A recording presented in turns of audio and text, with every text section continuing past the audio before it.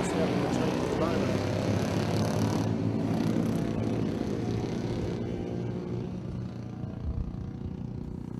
Just got someone in the commentary, it's Connor London, and I just asked him if he could slip down and get a drink. So sorry folks, I just haven't got time to slip down there and get one of them, but right now we're back online, and I do appreciate people coming up and helping me in the commentary. It's we won't eat you up, and certainly Connor London, you know, his weekend's been a bit dampened by the bike having issues with it both days, but it's great to see him coming up and I learn a bit about the man too, because one of the things is I commentate 30 days a year around New Zealand and that, and I flick through the pits, and there's maybe 150 entrants today, so there's 150 mechanics possibly, with not so much of a classic bike meeting, but getting to actually talk about what's going on to people is you know, you've got to spread yourself far and wide. It was good to sit down and have a barbecue last night with a couple of people, and then yeah, sandwich made, and then a few DB sandwiches. Well, they weren't DB, they were Moa Beer, brown Powerades, and really good to learn about newcomers to the sport and some of the old comers. And right now out on the track we've got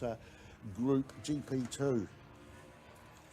Group 2, where's my piece of paper? They're all a bit of a muddle at the moment. That partly comes from yesterday's afternoon, where they shuffled up the races to allow the post-classics time to just choose whether they're going to have a wet or dry. I notice it's a bit drier out there at the moment. Is it still spitting there? Still a bit of rain coming down, but the track's certainly a lot drier. Most of the races I've seen today, the tail end of yesterday, the water was coming up off the road, but now we're seeing that'll be Terry Pregnell there on the 159 machine there. That one with 4 laps, Liam Briggs there on the Java 559, 2-stroke there in second spot. Tim Barnes in third, Lascelles Carr, Richard Water and Graham McCosh on the NSU Sportmax. Remember, it was about a 1940 bike. I think it was a 1940 bike. Is it? I better just check that. 79. 1957. What was a 1940 bike? Okay. Andrew Lowe was on the 1940 NSU. So 17 years difference in those two machines. So let's Graham McCosh there in 6th place. Troy Rat. Clinton Anstis, Keith Whitehead there on 398 and 9th, and John Sendell on the BSA Bantam there in 10th. Also Paul Debenham, Howard Curry out there on the track. They've all done 1 lap of 4 laps, and what a great meeting. I've also got a copy of Megaphone. There are some copies down there. This is the official newsletter of the New Zealand Classic Motorcycle Racer, an old Jack Nicholson on the front, passed away recently on his beloved Velocette 93, and there's also an obituary inside. When we have a look, let's actually have a look on the racetrack, because there seems to be a battle going out the front there. First and second, as you could just about throw a blanket over them.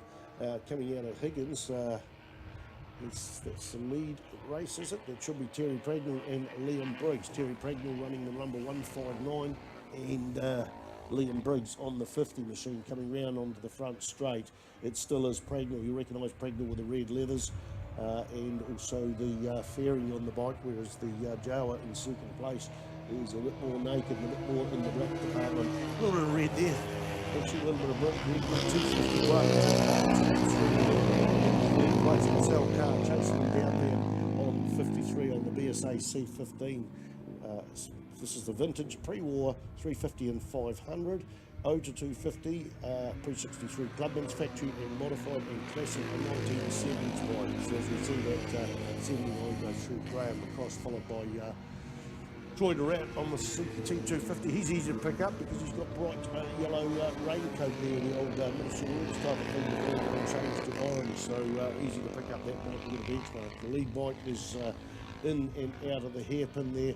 Terry Pregnell, these were about a lot closer in the last lap, but certainly tightened up there. Thank you, Connor, for that drink. I appreciate that, mate.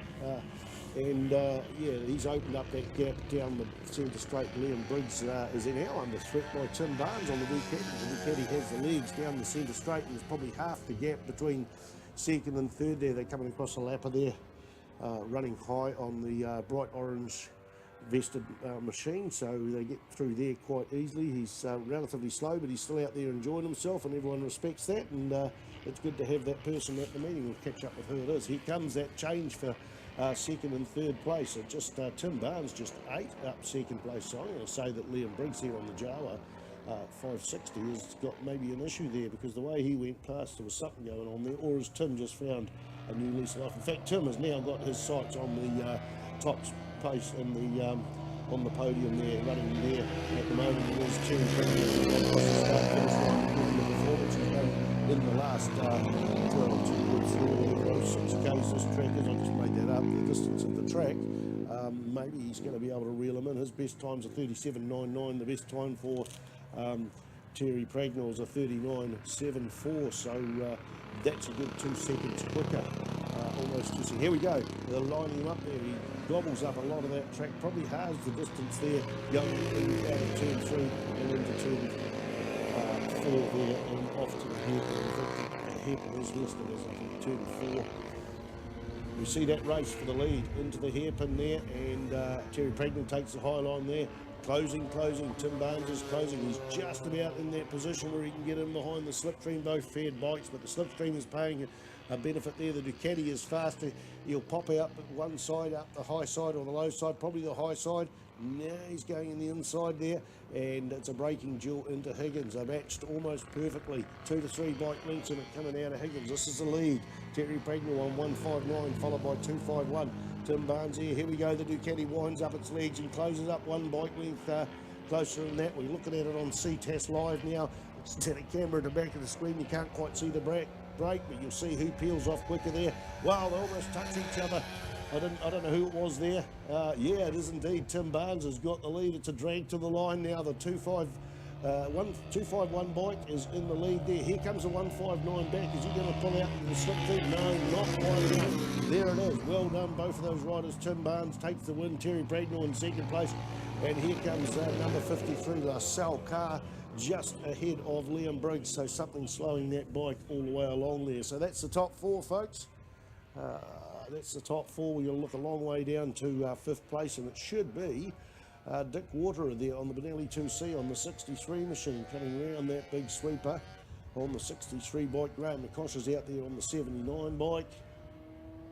Is that how it's going to finish? The checkered flag waves out there in the air, and it is 63 Dick Waterer, followed by here goes 79, and then it is number 285 Troy Durant there on the T250 Suzuki with the yellow coat. As I mentioned, drag race to the line between Clinton Anstis and Keith Whitehead.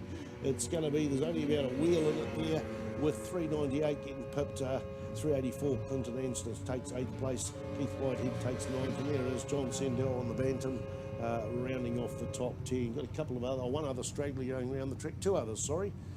We've got the guy that's been lapped. He'll have to be Andrew Lowe on the NSU.